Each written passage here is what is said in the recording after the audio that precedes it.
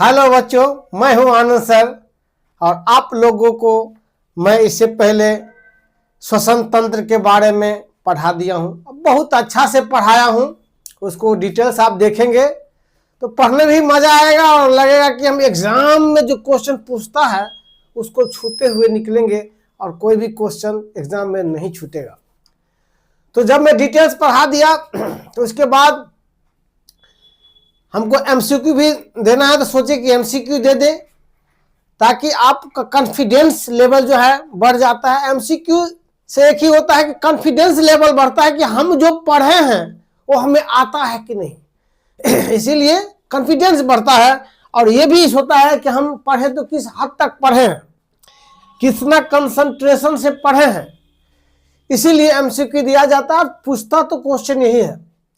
तो मैं आपको एमसीक्यू लाया हूं और ठंडी का लास्ट समय चल रहा है, तीला संक्रांति का समय आने वाला है। चूड़ा दही वाला खिचड़ी का भी भोज होता है, इसमें खुद भी खाएं, सबको खिलाएं और ठंडी जो लास्ट है उसका मजा लीजिए, क्योंकि अब फिर से गर्मी आएगा, फिर गर्मी वही जो है चिलचिलाती धूप आएगी। तो इस सारे सबसे पहले हम सब इसको कर लेते हैं। और देखिए यह है श्वसन तंत्र, रेस्पिरेटरी सिस्टम। श्वसन तंत्र के बारे में जानते हैं कि जो हम सांस लेते हैं और सांस छोड़ते हैं, और ये प्रत्येक कोशिकाओं तक ये जो ऑक्सीजन श्वास नली के द्वारा फेफड़ा में, फेफड़ा के द्वारा रक्त में और रक्त के द्वारा प्रत्येक कोशिका में जाता है और वहां ऑक्सीजन हीमोग्लोबिन छोड़ देता है और वहां से पुनः कार्बन डाइऑक्साइड को कैप्चर करके जो हीमोग्लोबिन लाता है या प्लाज्मा में ये आता है, फिर से शिराएं के थ्रू, जिसके थ्रू ये शिराएं के थ्रू आती है ब्लड में जुड़ के, और पुनः फेफड़ा में आकर के बियोली में गैसों का विसरण होता है और वहां से वो श्वास नली के माध्यम से कहाँ चला जाता है, वायुमंडल में। इसी प्रक्रिया को हम बोलते हैं श्वसन तंत्र। इसी मेथड पे हम जो लाए हैं रेस्पिरेटरी सिस्टम। और देखिए बहुत अच्छा क्वेश्चन मैं लाया हूं और क्वेश्चन इसी से पूछेगा, यहां से ज्यादा पूछेगा नहीं। और क्वेश्चन के साथ साथ मैं डिस्कस भी करता हूं, और ये डिस्कस जो करता हूं तो एक क्वेश्चन बोला 4 क्वेश्चन का आंसर हो जाता है, तो एक विस्तार ले लेता है। और जितना देर एमसीक्यू होता है उसमें कई 25 क्वेश्चन का एमसीक्यू, तो 25 क्वेश्चन नहीं करीब 100 क्वेश्चन के आसपास चला जाता है वो। और देखिए रुक जाइएगा,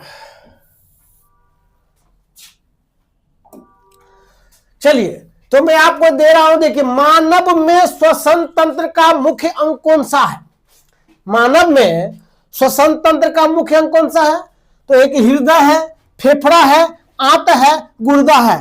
तो इसका होगा फेफड़ा। ये सारे हमारे शरीर में जो तंत्र हैं इसके बारे में दिया गया। तो आंत का क्या काम है, हृदय का क्या काम है, फेफड़ा का क्या काम है, गुर्दा का क्या काम है। क्वेश्चन बहुत आसान है और सब जानता है, लेकिन एमसीक्यू में लाना जरूरी होता है। तो फेफड़ा जो है, फेफड़ा क्या है? वहां श्वसन तंत्र का ये अंग है। जबकि हार्ट जो है, हृदय, ये रक्त को पंप करता है और रक्त को पूरे शरीर में पहुंचाता है। कहीं ना कहीं ये श्वसन तंत्र से रिलेटेड हो जाता है। अगर ये न रहे तो ऑक्सीजन पहुंचेगा ही नहीं पूरा समय ये कोशिका के अंदर या पूरा शरीर में। ये हो गया आंत। आंत में भोजन जाकर के जो है पचता है। और ये हो गया गुर्दा। गुर्दा हो गया उत्सर्जित पदार्थ, जैसे यूरिया, कभी कभी जो आपका ग्लूकोज भी, और जो भी शरीर में जो उत्सर्जित पदार्थ है जिसका हमें उपयोग नहीं होता उसको हम मूत्र के माध्यम से निकाल देते हैं। तो चलिए थोड़ा सर्दी हो गया है बच्चों, अब आगे देखिए। अब ये क्वेश्चन है फेफड़ों का मुख्य कार्य क्या है? क्योंकि फेफड़ा तो अंग हो गया श्वसन का, अब उसका कार्य क्या देखिए। अब थोड़े जाएंगे तो अब डीपली जा रहे हैं। तो पाचन हो गया, रक्त संचार हो गया, गैसों का विनिमय हो गया और इंद्रिय नियंत्रण हो गया। तो जब फेफड़ा में वायु जाता है तो एबियोली में जाने के बाद जो एबियोली में जाता है तो वहां गैसों क्या करता है? विनिमय करता है। किसके साथ? तो हीमोग्लोबिन के साथ विनिमय। किसके साथ करता है? तो हीमोग्लोबिन। एक रुक जाइए, फिर नहीं आया, हीमोग्लोबिन। हीमोग्लोबिन के साथ विनिमय करता है और ऑक्सी हीमोग्लोबिन बना लेता है। क्या बना लेता है? ऑक्सी हीमोग्लोबिन,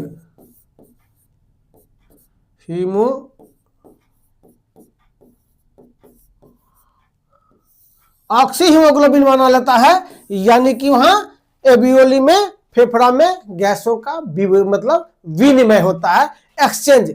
CO2 और ऑक्सीजन को ग्रहण कर लेता है और CO2 जो लाया होता है, जो रक्त, उसको वहां पे छोड़ देता है। तो चलिए अब आगे वाले क्वेश्चन देखिए। तीसरा फेफड़ा हो गया आपका। चलिए अब यह है कि एबियोली कहां पाई जाती है? तो श्वास नली में, स्वर यंत्र में, श्वसनिकाएं में और प्लूरा में।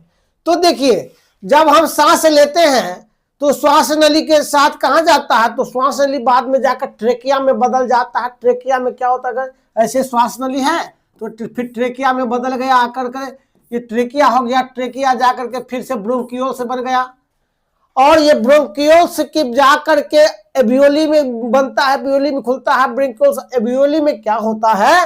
तो ये देखिए एबियोली है तो कहां पाया जाता है? ये श्वास जो नलिकाएं हैं बहुत छोटी छोटी हो जाता है, वहां जाकर श्वास नलिकाएं, तो वही एबियोली पाया जाता है। तो कहां पाया जाता है? तो श्वास नली में तो होगा ही नहीं, क्योंकि वो ज्यादा बड़ा मोटा पाइप होता है। स्वर यंत्र ये यहाँ से आवाज निकलता है और ये प्लूरा जो है वो फेफड़ा को चारों ओर से घेरने वाला झिल्ली है। चलिए नेक्स्ट, अब ये है ऑक्सीजन शरीर में किस प्रक्रिया से प्रवेश करती है? तो देखिए ऑक्सीजन जो हम लेते हैं, क्योंकि ऑक्सीजन हमारा जान है, ऑक्सीजन के बिना हम जिंदा रहते नहीं है। तो ऑक्सीजन शरीर में किस प्रक्रिया से प्रवेश करती है? तो विसरण के माध्यम से, निस्यंदन के माध्यम से, परासन के माध्यम से, ग्रासन के माध्यम से। तो निस्यंदन जो ये शब्द है, ये आप जब किडनी के बारे में पढ़ेंगे, ब्रिक के बारे में, कि ब्लड को जो छानता है वही निस्यंदन हुआ, तो ये खत्म हो गया। ये विसरण, विसरण को अंग्रेजी में हम डिफ्यूजन कहेंगे। और डिफ्यूजन ये है कि मान के चलिए कहीं ये पदार्थ देखिए यहाँ बहुत घना पदार्थ है, बहुत ज्यादा है, और यहाँ थोड़ा कम है। तो जहां कम होता है, अगर O2 यहाँ ज्यादा है और O2 यहाँ कम है, ये क्या है? ज्यादा, और यहाँ कम है, तो ज्यादा भाग से कम भाग में ऑक्सीजन जो है धीरे धीरे विसरण के माध्यम से जाएगा। इसी को बोला जाता है विसरण। अधिक संघनित भाग से कम संघनित भाग में किसी पदार्थ का जो है गमन जो होता है वही विसरण कहलाता है, डिफ्यूजन कहलाता है। तो डिफ्यूजन के माध्यम से जो है ऑक्सीजन शरीर में प्रवेश करता है। क्योंकि एबियोली में क्या होता है? तो एबियोली में ऑक्सीजन की मात्रा ज्यादा होती है और हीमोग्लोबिन में ऑक्सीजन की मात्रा कम होती है, एबियोली में ज्यादा होती है। तो एबियोली से जो ऑक्सीजन क्या होता है?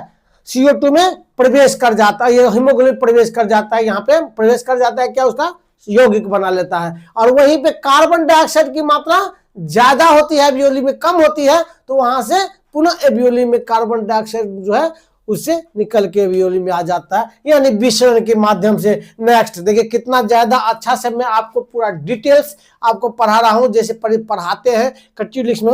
आपको इतना ज्यादा डिटेल्स बता रहा हूं कि एक क्वेश्चन का 10-10 क्वेश्चन आप कंप्लीट हो जाएगा और समझ में आ जाएगा। श्वसन की दर को कौन नियंत्रित करता है? हम जो सांस लेते हैं, तो सांस तो लेते हैं, लेकिन हम सांस सोच के नहीं लेते हैं। हम काम करते हैं, कुछ भी करते हैं, तो सांस अपने आप ले आता रहता है। तो कहीं ना कहीं उस पर किसी का कंट्रोल है, हमारे शरीर के किसी अंग का, किसी अंग का कंट्रोल है। नहीं तो मान चल रहे हैं, तो साइकिल गाड़ी चलाते, गाड़ी चलाएंगे, सांस कैसे लेंगे? दो काम एक बार कर नहीं सकते हैं। तो कंट्रोल कहां से होता है? सांस का, कि सांस की दर ज्यादा हो गई, सांस कम ले रहे हैं, फिर ज्यादा ले रहे हैं, कंटिन्यू ले रहे हैं, तो एक वहां से कंट्रोल होता है। एक है सेरिब्रम, एक है मेडुला ऑब्लांगेटा, एक है सेरिब्रम, एक है पोन्स। ये सारे चीजों जो है ना मस्तिष्क के बारे में जब हम पढ़ेंगे तब कि उसमें ये सारे आपको मिलेंगे अंग। तो इसमें क्वेश्चन बहुत ज्यादा क्वेश्चन आता है इसका, और इसका आंसर आपको निश्चित याद कर देना चाहिए। इसमें होता है मेडुला ऑब्लांगेटा। मेडुला ऑब्लांगेटा क्या करता है? जो स्वैच्छिक काम जो है खास करके श्वसन वहीं से नियंत्रित होता है, ये आप याद रख लीजिए। कहाँ होता है अम्ला बेटा? तो यहाँ पे होता है, सिर के पीछे में होता है। चलिए नेक्स्ट क्वेश्चन पे हम आते हैं। तो नेक्स्ट क्वेश्चन है श्वसन के दौरान कौन सी गैस बाहर निकलती है? बहुत गुड क्वेश्चन, बहुत आसान है, आप सब आसानी से बना भी लेंगे, लेकिन थोड़ा सा और विवरण दे दे। Oxygen, nitrogen, carbon dioxide, hydrogen. अब थोड़ा सा थोड़ा विस्तार, आप तो जानते हैं, कह देंगे हाँ सर ऑक्सीजन लेते हैं और कौन सा छोड़ते हैं? तो कार्बन डाइऑक्साइड। बिल्कुल कार्बन डाइऑक्साइड छोड़ते हैं, लेकिन क्वेश्चन थोड़ा और गहराई से ले जाएंगे, दो तीन क्वेश्चन में। तो क्वेश्चन तो ये होगा कौन सी गैस बाहर निकलती है? तो कार्बन डाइऑक्साइड निकलती है। तो अब क्वेश्चन है कि श्वसन जब हम छोड़ते हैं तो छोड़ने के समय कार्बन डाइऑक्साइड की मात्रा कितनी होती है? Number 1 question. उसी में दूसरा कह देगा अगर जब सांस छोड़ते हैं तो उस समय में ऑक्सीजन की मात्रा कितनी है, और ठीक उसी से ये भी पूछ देगा कि नाइट्रोजन की मात्रा कितनी है, और यही चीज सांस लेने के समय भी पूछ देगा। तो कार्बन डाइऑक्साइड की मात्रा और सबसे पहले नाइट्रोजन, ठीक है, नाइट्रोजन की मात्रा अगर 78% है तो 78% ही लेगा नाक के अंदर। ऑक्सीजन की मात्रा क्या है? या N2 कर दीजिए, O2 कर दीजिए। तो अगर ऑक्सीजन की मात्रा कितना है तो लगभग 21%, वैसे 20.99 होता है। और कार्बन डाइऑक्साइड की मात्रा कितनी है वायुमंडल में? हम वायुमंडल की बात कर रहे हैं तो 0.03%। तो स्वाभाविक हम इतना ही लेंगे, लेकिन छोड़ने के क्रम में क्या होगा? तो कार्बन डाइऑक्साइड जो है वहां पे ज्यादा हो जाएगा, ऑक्सीजन कम हो जाएगा। तो ऑक्सीजन का चूंकि हमारा शरीर यूज कर लेता है तो ऑक्सीजन कितना आएगा? 17%। गौर कीजिए, अब क्वेश्चन ये नहीं पूछेगा, क्वेश्चन आपको यहां से पूछेगा डीप। कहा 17% जो है हम सांस जब वापस ये हीमोग्लोबिन जब ऑक्सीजन को लेकर आता है तो हम वायुमंडल में 17% ऑक्सीजन हम छोड़ेंगे, यानी 4% क्या हो जाएगा? माइनस। क्या हो जाएगा? माइनस। वही कार्बन डाइऑक्साइड की मात्रा बढ़ जाएगी, ये लगभग 4% जो हम श्वास छोड़ेंगे या ऐसे रखिए, छोड़ेंगे। क्या वायुमंडल में कितना? 4% कार्बन डाइऑक्साइड बढ़ जाएगा, ऑक्सीजन कम हो जाएगा। चलिए क्वेश्चन यहां से पूछा जाता है। चलिए अब नेक्स्ट क्वेश्चन पे आते हैं और देखिए श्वास नली को क्या कहा जाता है। हम सांस लेते हैं, एक नली वहां दो होती है, एक श्वास नली होती है, एक भोजन वाला ग्रास नली होती है। तो ग्रास नली चला जाता है अमाशय में, लेकिन श्वास नली जो है कहां चला जाएगा? ट्रेकिया होते हुए, या ट्रेकिया ही समझिए श्वास नली है। क्या ट्रेकिया एक श्वास नली है ना? तो voice box, wind pipe, food pipe, नाक गुहा, इतना इजी में दिया हुआ है। देखिए वॉइस बॉक्स मतलब किसको बोलते हैं? ये जो लैरिंग्स होता है, ये देखिए क्वेश्चन लैरिंग्स, ये क्वेश्चन पूछा जाता है। यहां कंठ के पास लैरिंग्स होता है और इसका काम होता है ध्वनि निकालना, स्वर यंत्र। इसका क्या नाम है? वॉइस बॉक्स या फिर स्वर यंत्र। और ये बहुत महत्वपूर्ण है और ये भी क्वेश्चन पूछा जाता है। और ये है wind pipe. Wind pipe, wind मतलब हवा, और ये पाइप, जिस पाइप से हवा जा रहा है विंड पाइप। तो श्वास नली क्या हो गया? Wind pipe. एक हो गया फूड पाइप, जिसको हम ग्रास नली कहते हैं, इसोफेगस कहते हैं। ये विंड पाइप को हम ट्रेकिया बोलेंगे। चलिए नेक्स्ट की बात कीजिए। अब आते हैं स्वर यंत्र किसे कहते हैं। मैं अभी आपको बताया हूं स्वर यंत्र क्या होता है। देखिए आपको लैरिंग्स के बारे में अभी मैं बताया हूं कि लैरिंग्स क्या होता है। लैरिंग्स का काम होता है ध्वनि निकालना। और ये जो है एक फेरिंग्स है, फेरिंग्स जो खुलता है ना, लैरिंग्स के पास खुलता है, और ये ढक्कन जैसा होता है, आवाज इससे निकालती है। चलिए नेक्स्ट। अब क्या आरबीसी में कौन सा वर्णक ऑक्सीजन को वहन करता है? बहुत मस्त क्वेश्चन है, इसको मैं और थोड़ा डिफाइन कर देता हूं। देखिए ये तो हो गया क्लोरोफिल। क्लोरोफिल जो पेड़ पौधे में जो हरा रंग होता है पत्ती का, उसका निर्धारण कौन करता है? क्लोरोफिल।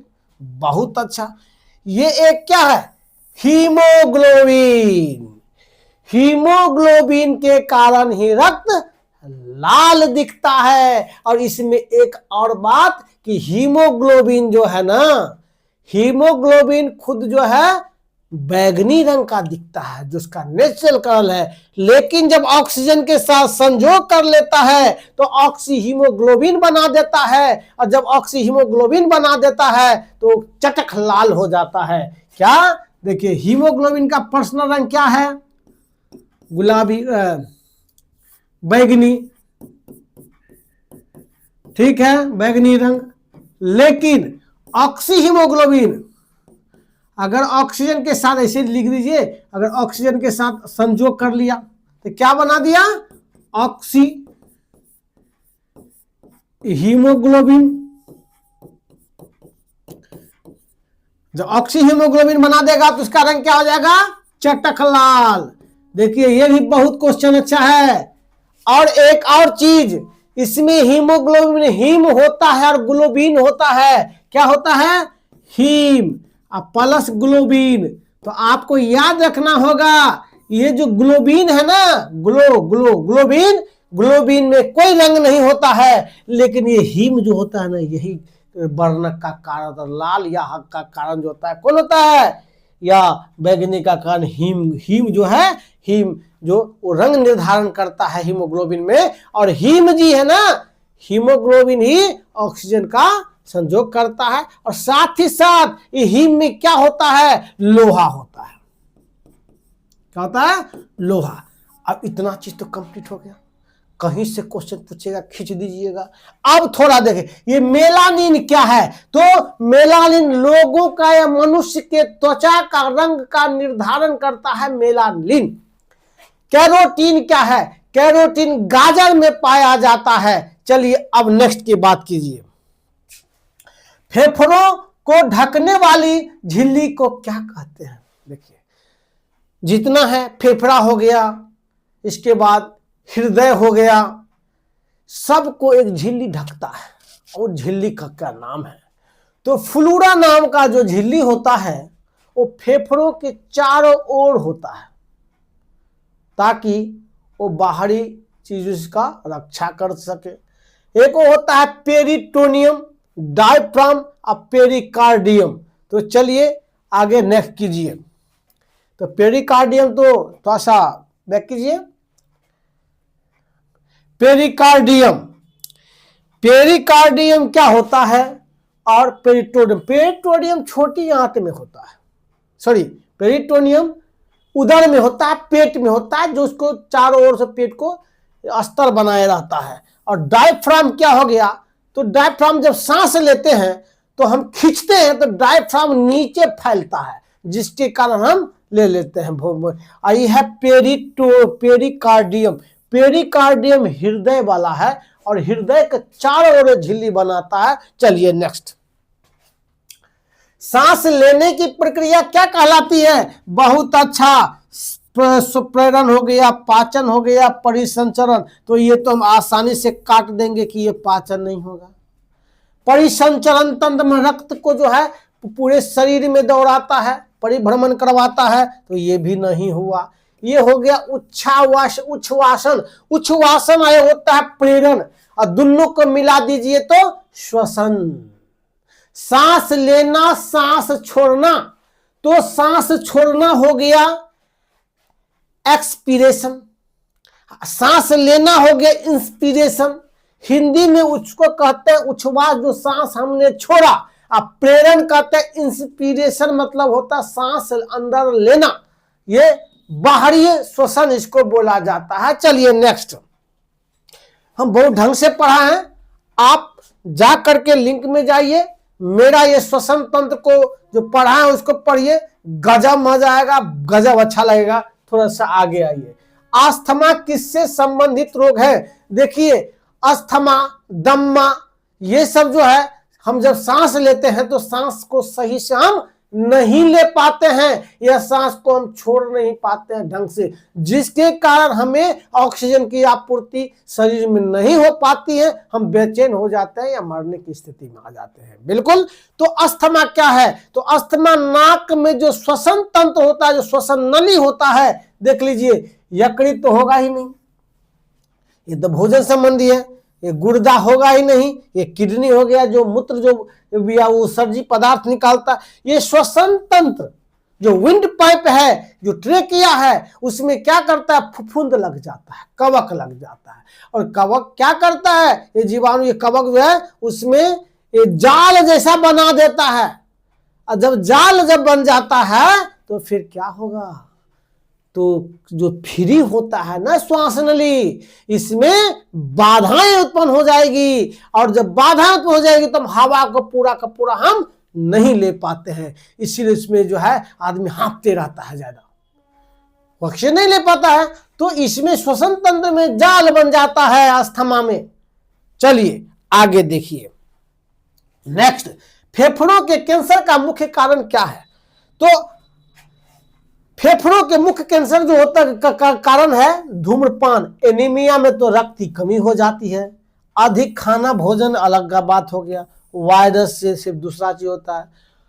हम कैंसर की बात करते हैं तो जब धूम्रपान करते हैं, जैसे हम धुआं वाला, जैसे हम सिगरेट पीते हैं, गांजा वगैरह पीते हैं, तो जब हम धुआं वाला चीज पीते हैं, जैसे धूम्रपान करते हैं, सिगरेट पीते हैं, बीड़ी पीते हैं, तो उसका जो कण होता है ना, धुएं के साथ मिलकर जब जलता है तो उसका महीन महीन कम हमारे शरीर में कम जाता है उसका, और जाकर कहाँ चला जाता है, जो कि श्वास नली में चला जाता है, और श्वास नली फेफड़ा में चला जाता है, अब फेफड़ा में ब्लड रहता है तो उसमें जाकर क्या करता है, फेफड़ा में चिपक जाता है, और जब एक बार चिपकेगा तो फिर वहां से रिटर्न आ ही नहीं सकता है, क्योंकि और चीज कहते हैं हम खाते हैं तो अगर नाक से हवा लेकर, अगर हम सीधे मान के खाना में अगर कोई चला गया तो खाना से तो पच जाता है, लेकिन फेफड़ा से वो नहीं निकलता है, और नहीं निकलता तो विभिन्न प्रकार की बीमारी है, उसमें कैंसर की भाव जो है कैंसर पैदा कर देता है। इसीलिए धूम्रपान से बचिए, जहां तक संभव हो धूम्रपान से बचिए, ठीक है। अब आगे नेक्स्ट, टीबी रोग मुख्यतः किस अंग को प्रभावित करता है? ट्यूबरक्यूलोसिस क्या होता है? टीबी, ट्यूबरक्यूलोसिस, ठीक है। तो ट्यूबर जो है फेफड़ा, हृदय, मांसपेशी, तो ये फेफड़ा को प्रभावित करता है ट्यूबरक्यूलोसिस। ये बैक्टीरिया होता है, उसमें बैक्टीरिया से पैदा होता है, और ये चूंकि उसमें क्या होता है, जख्म घाव जैसा हो जाता है, और उसमें से क्या है, ब्लड बाहर मुंह के द्वारा बाहर निकलना शुरू हो जाता है। ये बहुत ही खतरनाक बीमारी है ट्यूबरक्यूलोसिस। अगर कोई भोजन जो आदमी है अगर उसके साथ भोजन करता है तो उनको भी ट्यूबरक्यूलोसिस होने की संभावना। तो फेफड़ा हो गया, टीबी मुख्यतः किस अंग को प्रभावित करता है? तो फेफड़ा को। नेक्स्ट, श्वसन तंत्र में बाल व श्लेष्मा का कार्य क्या है? तो श्वास लेते हैं तो उसमें जो बाल होता है वो बाहर से वातावरण से आने वाले क्या चीज करता है, तो उसको धूलकण को और जीवाणु को जहां तक संभव होता है उसको रोक लेता है, और जो उससे आगे चला जाता है तो पीला पदार्थ जो चिपचिपा पदार्थ उसमें जाकर के चिपक जाता है। तो बाल का क्या काम है? बाल का काम है धूल को रोकना। चलिए नेक्स्ट, ये भोजन हो गया, स्वाद लेना ये कोई बात नहीं है। अब गैस विनिमय किस प्रकृति की क्रिया है? तो गैस विनिमय देखिए, एक तो होता है भौतिक प्रक्रिया, एक होता है रासायनिक प्रक्रिया। तो भौतिक और रासायनिक दोनों ही प्रक्रिया है, चूंकि अपने आप टूट भी जाता है। और क्या होता है गैस विनिमय में, और एक यौगिक भी बना लेता है, ठीक है। तो भौतिक और रासायनिक दोनों प्रक्रिया में इसको हम काउंट कर सकते हैं, ठीक है। चलिए नेक्स्ट, और डायफ्राम कहाँ स्थित होता है? तो देखिए, हम जो डायफ्राम जो होता है श्वसन फेफड़ा होता है, फेफड़ा के नीचे पेट होता है और पेट के ऊपर और फेफड़ा के नीचे जो है कहता है डायफ्राम होता है। वही फेफड़ा के जो डायफ्राम नीचे जाता है तो उसमें जगह बन जाता है, आयतन बढ़ जाता है फेफड़ा के पास का, तो हम क्या करते हैं उसको सांस लेना, हवा अंदर लेते हैं। और जब डायफ्राम फिर ऊपर उठता है तो क्या होता है, वहां पे आयतन कम हो जाता है तो हम सांस छोड़ते हैं। ठीक है, फेफड़ा से सांस बाहर निकालते हैं। चलिए अब है नेक्स्ट करिए। नेक्स्ट में हो गया श्वसन का, नहीं, हीमोग्लोबिन में कौन सी धातु पाई जाती है, यही ना, हीमोग्लोबिन में कौन सी धातु पाई जाती है? मैं इससे पहले भी आपको पढ़ाया हूं। अब ये जो डिस्कस किया है कि हीमोग्लोबिन में, हीम में फेरस यानी कि लोहा पाया जाता है। चलिए क्या हो जाता है इसमें, लोहा पाया जाता है। पोटेशियम नहीं होगा, सोडियम नहीं होगा, कैल्शियम नहीं होगा। वैसे ब्लड में कैल्शियम पाई जाती है, क्योंकि कैल्शियम सी प्लस प्लस जब होता है तो फाइब्रिनोजेन के साथ मिल करके जो है थ्रोम्बोप्लास्टिन के साथ मिल करके रक्त का थक्का जमाता है, लेकिन हीमोग्लोबिन में लोहा होगा।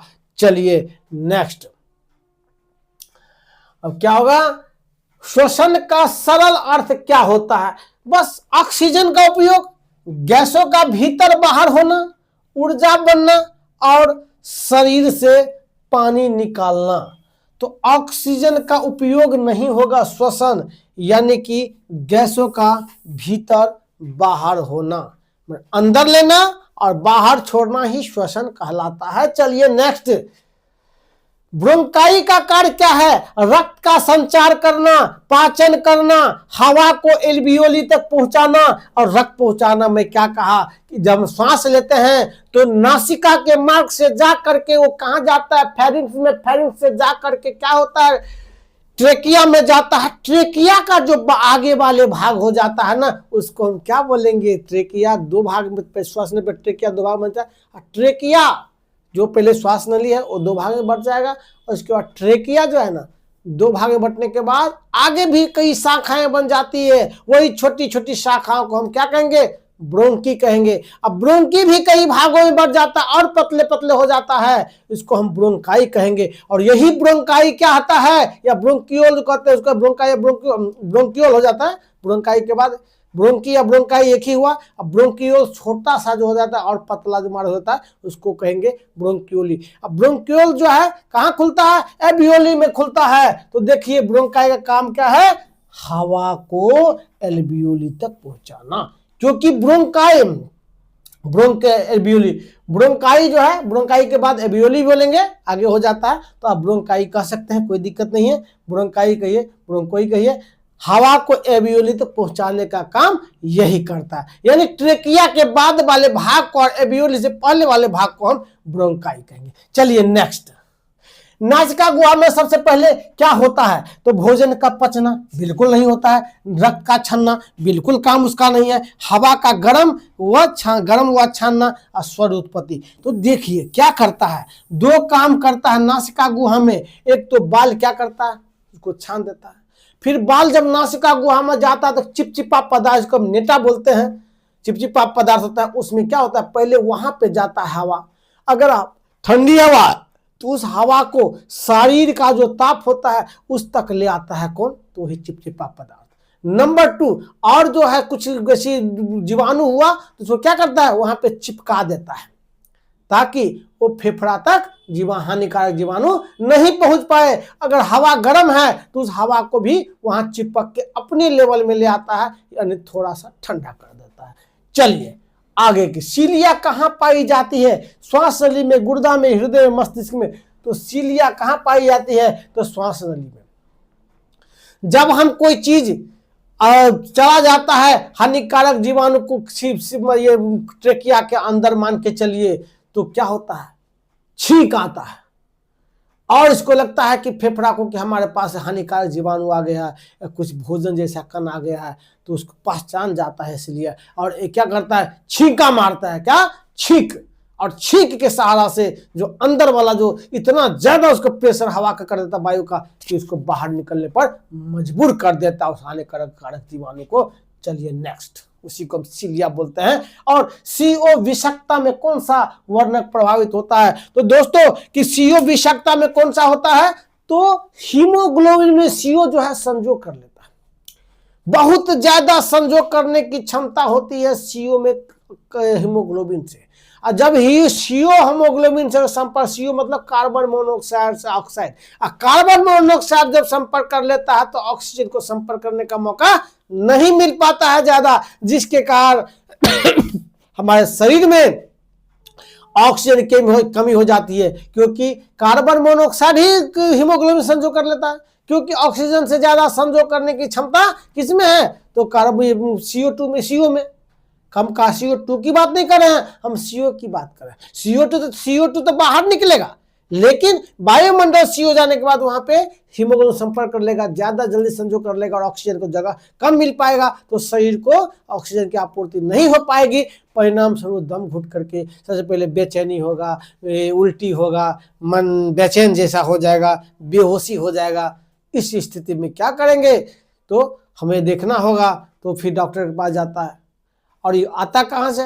तो जैसे मान लो स्टोव जलाए, कुछ ईंधन जो कचरा सा पूरा नहीं जला और घर बंद है, तो उसमें CO की मात्रा बढ़ जाती है, जिसके कारण ये संभावनाएं रहती है। तो आप देखिए, तो सी कहेंगे CO विषाक्तता में कौन सा वर्णक प्रभावित होता है? तो CO तो हीमोग्लोबिन प्रभावित होता है, मेलानिन नहीं है, मायोसिन नहीं है, कोलेजन नहीं है। चलिए नेक्स्ट, शरीर का पीएच कौन सा तत्व निर्धारित करता है? तो शरीर का पीएच क्या निर्धारित करता है? CO2 निर्धारित करता है। देखिए CO2 क्या होता है? अम्लीय होता है, रक्त क्षारीय होता है, रक्त का 7.4 के आसपास उसका पीएच मान होता है, हल्का क्षारीय बोलेंगे, क्योंकि सेवन जो है उदासीन होता है। तो अब हम बात देखिए कि CO2 जब शरीर में ज्यादा लेते हैं, जब मात्रा ज्यादा रहती है तो अम्लीय, थोड़ा सा अम्लीयता में नहीं पहुंचती है, लेकिन अम्लीयता जो पीएच के मान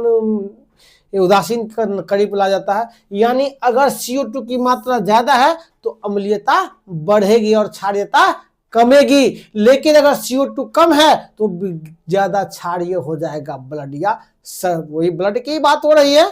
चलिए तो नेक्स्ट बात कीजिए, साधारण व्यक्ति 1 मिनट में कितना सांस लेता है? देखिए यहां है 12 से 20, 50 से 60 जो कभी हो ही नहीं सकता है, 30 से 40 कभी हो ही नहीं सकता है, 5 से 10 कभी हो ही नहीं सकता है। देखिए लेकिन क्वेश्चन इस टाइप का आता भी है और नहीं भी आता है, लेकिन अधिकतर जो हम क्वेश्चन देखे हैं 16 से 18 बार, 16 से 18 बार कहीं रहता है, 15 से 17 बार कहीं रहता है, इस टाइप का क्वेश्चन देखे हैं। लेकिन 15 से 12 से 20 बहुत कम देखे हैं। तो आपको जब भी क्वेश्चन आएगा 16 से 18 बार के आसपास आएगा। एक सामान्य रूप से सांस लेंगे तो हम 16 से 18 बार तक हम लेंगे। मैं आपको जहां तक डिस्कस है कर दिया, और मैं बराबर ऐसे क्वेश्चन लाऊंगा, और मैं कंप्लीटली मैं अपना बढ़िया से पढ़ा करके एक सेट बना रहा हूं। अब बायोलॉजी देखिए कोशिश कर रहा हूँ। आपसे मेरे चैनल को सब्सक्राइब कीजिए। चलिए मस्त रहिए, खुश रहिए, धन्यवाद।